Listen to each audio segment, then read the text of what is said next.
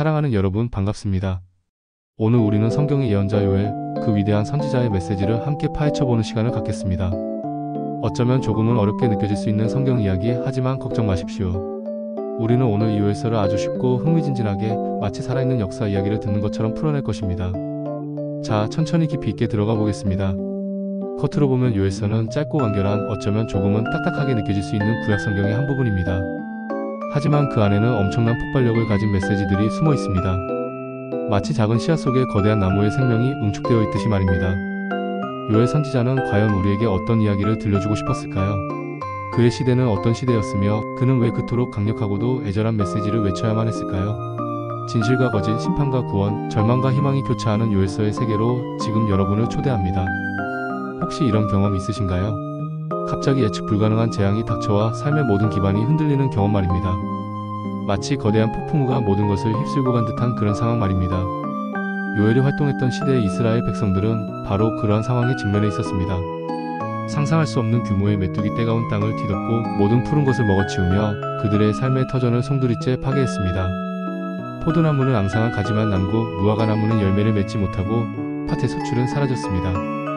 농업을 기반으로 살아가던 그들에게 이것은 단순한 자연재해가 아니었습니다. 그것은 생존의 위협이자 신앙의 위기였습니다. 메뚜기 떼는 단순한 곤충이 아니었습니다. 그것은 하나님의 심판의 도구였습니다. 오랜 시간 동안 하나님을 떠나 우상을 숭배하고 죄악에 물들어 있던 이스라엘 백성들을 향한 준엄한 경고이자 회개를 촉구하는 메시지였습니다. 요엘 선지자는 이 메뚜기 재앙을 통해서 더 크고 무서운 여호와의 날이 다가오고 있음을 선포합니다. 여호와의 날은 무엇일까요? 그것은 하나님께서 모든 죄악을 심판하시고 의로운 자를 구원하시는 날, 세상의 질서가 재편되는 종말론적인 날을 의미합니다.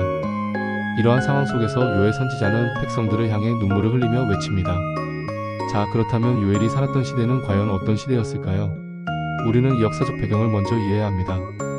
요엘서는 구약 성경의 소선지서 중 하나로 그 기록 연대는 명확하게 특정하기 어렵지만 대부분의 학자들은 유다 왕국 후기, 즉 바벨론 포로기 이전이나 포로기 이후로 추정합니다.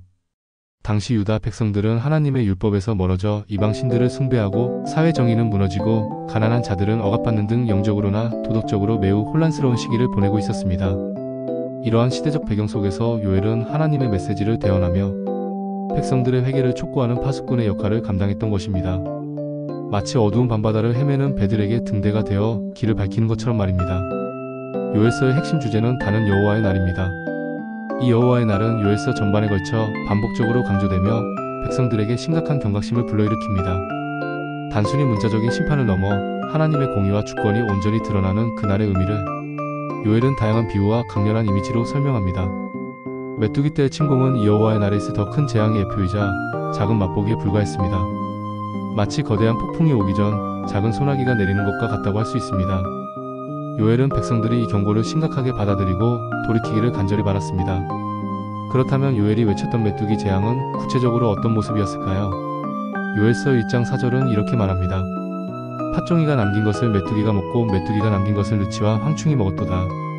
이 말씀은 단순한 메뚜기 떼가 아니라 여러 종류의 해충들이 연이어 덮쳐와 모든 것을 씹말려버렸음을 보여줍니다. 마치 끝없는 파도처럼 덮쳐오는 메뚜기 떼는 밭의 곡식뿐만 아니라 포도나무, 무화과나무, 감람나무 등 모든 과실수를 갉아먹어 황무지로 만들었습니다. 땅은 메마르고 농부들은 절망했으며 재물을 바칠 곡식조차 없어 제사장의 얼굴에는 근심이 가득했습니다. 상상해 보십시오. 푸르러야 할 들판이 순식간에 황토빛으로 변하고 생명의 소리는 사라진 채 메뚜기 떼의 윙윙거리는 소리만이 가득한 지옥 같은 풍경 말입니다. 이런 극심한 재앙 앞에서 백성들은 과연 무엇을 할 수 있었을까요? 요엘은 바로 그 지점에서 회개를 촉구합니다. 요엘은 이 재앙이 단순한 우연이 아니며 하나님의 특별한 개입임을 분명히 합니다. 이는 백성들이 그동안 무관심했던 하나님께로 다시 돌아오라는 강력한 신호였습니다. 그는 백성들에게 금식하고 애곡하며 하나님께 돌아올 것을 촉구합니다. 옷을 찢는 형식적인 회개가 아니라 마음을 찢는 진정한 회개를 요구합니다. 너희는 옷을 찢지 말고 마음을 찢고 너희 하나님 여호와께로 돌아올지어다. 그는 은혜로우시며 자비로우시며 노하기를 더디하시며 이내가 크시사 뜻을 돌이켜 재앙을 내리지 아니하시나니. 요엘 213. 이 말씀은 하나님의 본질을 정확하게 꿰뚫어 봅니다. 하나님은 심판의 하나님이시지만 동시에 사랑과 자비가 충만하신 분임을 강조합니다.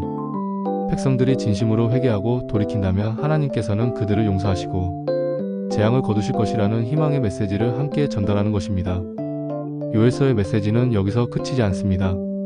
회개하는 자들에게 주어지는 놀라운 약속이 있습니다. 바로 성령의 약속입니다. 그 후에 내가 내 영을 만민에게 부어 주리니 너희 자녀들이 장래일을 말할 것이며 너희 늙은이는 꿈을 꾸며 너희 젊은이는 이상을 볼 것이며 그때 내가 또 내 영을 남종과 여종에게 부어줄 것이며. 요엘 228-29. 이 말씀은 요엘서의 가장 중요한 예언 중 하나로 신약시대 오순절 성령 강림 사건의 예표가 됩니다. 하나님께서는 그분의 영을 모든 사람에게, 즉 남녀노소, 사회적 신분 고하를 막론하고 부어주시겠다는 파격적인 약속을 하십니다.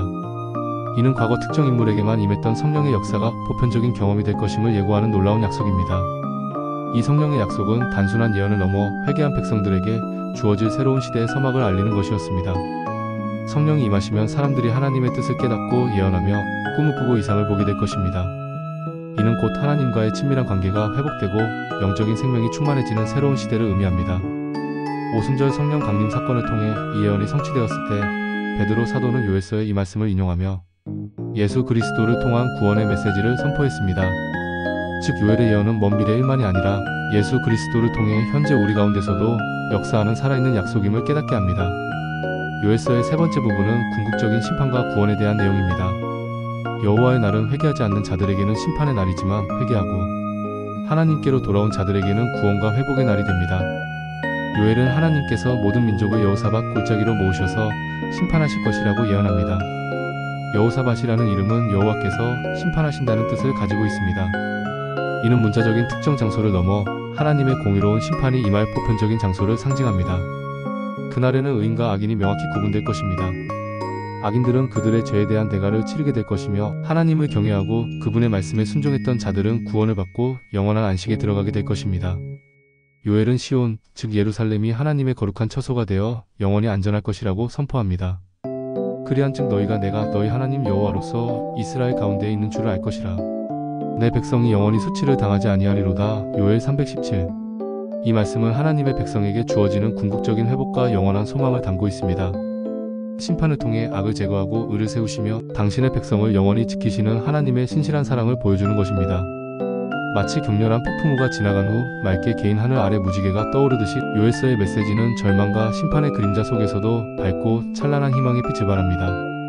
메뚜기 재앙이라는 극한의 절망 속에서 시작된 요엘의 외침은 회개를 통해 주어지는 용서와 성령의 놀라운 부어주심 그리고 궁극적인 구원과 회복으로 이어지는 장엄한 서사시입니다. 그렇다면 이 요엘서가 오늘날 우리에게 주는 교훈은 무엇일까요? 첫째, 위기 속에서 하나님의 음성을 들으라는 것입니다. 요엘 시대의 메뚜기 재앙처럼 우리 삶에도 예상치 못한 고난과 역경이 닥칠 때가 있습니다. 그때 우리는 그저 운이 없다고 탄식하거나 세상을 원망하며 좌절할 수 있습니다. 그러나 요엘서는 우리에게 그 위기 속에서 하나님의 메시지를 읽으라고 가르칩니다. 그것이 회개를 촉구하는 경고일 수도 있고 더 깊은 믿음으로 나아가도록 인도하는 부르심일 수도 있습니다. 어떤 상황이든 그 속에서 하나님의 뜻을 찾으려는 영적인 민감함이 우리에게 필요합니다. 둘째, 진정한 회개는 마음을 찢는 회개여야 한다는 것입니다. 옷을 찢는 행위는 당시 유대인들의 슬픔과 애통함을 표현하는 외적인 상징이었습니다. 하지만 요엘은 형식적인 외적 표현을 넘어 우리의 중심과 내면이 온전히 하나님께로 돌이키는 진정한 회개를 강조합니다. 우리의 죄를 인정하고 하나님 앞에 겸손히 나아가 그분의 용서를 구하며 삶의 방향을 전환하는 것, 이것이 바로 하나님께서 기뻐하시는 회개입니다. 이러한 회개만이 심판을 넘어 구원의 문을 열 수 있는 열쇠가 됩니다. 셋째, 하나님의 약속은 신실하며 반드시 성취된다는 믿음입니다. 요엘 선지자는 성령의 부어주심이라는 놀라운 약속을 선포했습니다. 그리고 그 약속은 수백 년 후에 오순절 성령 강림 사건을 통해 온전히 성취되었습니다. 이는 하나님께서 당신의 말씀을 결코 변개치 않으시며 때가 되면 반드시 이루신다는 강력한 증거입니다. 우리 삶 속에서도 하나님의 약속들이 더디게 느껴질 때가 있습니다. 그러나 요엘서를 통해 우리는 인내하며 그분의 약속을 신뢰하는 믿음을 배울 수 있습니다. 하나님은 반드시 그분의 선하신 뜻을 이루실 것입니다. 넷째, 구원과 심판은 불가피하다는 사실을 기억해야 합니다. 여호와의 날은 피할 수 없는 현실입니다. 이는 모든 인류가 궁극적으로 하나님의 심판대 앞에 서게 될 것이며 각자의 행위에 따라 심판과 구원이 결정될 것임을 의미합니다.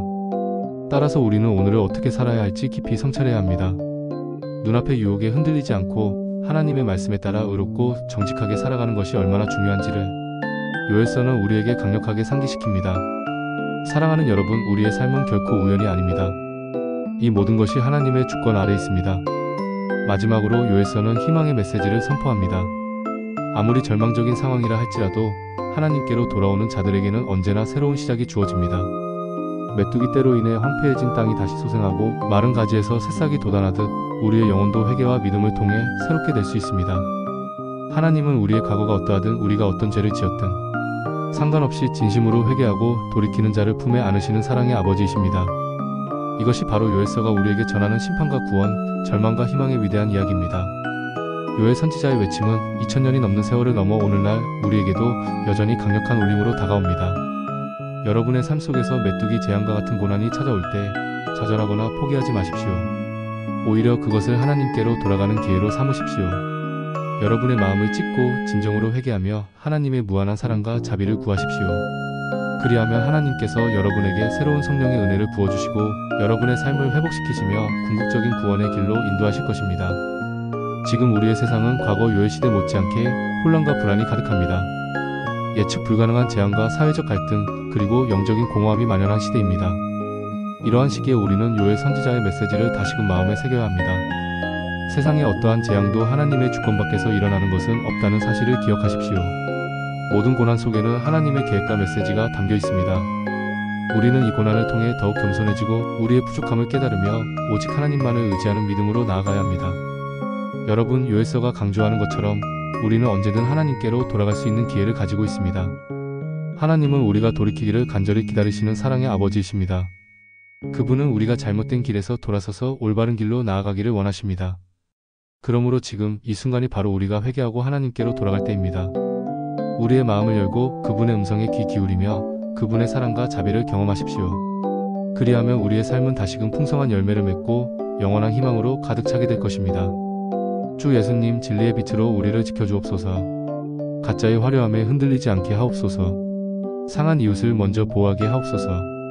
우리 공동체의 정직과 투명이 흐르게 하옵소서. 늘 예수 중심으로 살게 하옵소서. 예수님의 이름으로 기도합니다. 아멘. 오늘 말씀이 도움이 되셨다면 좋아요와 구독, 공유로 함께 해주십시오. 감사합니다.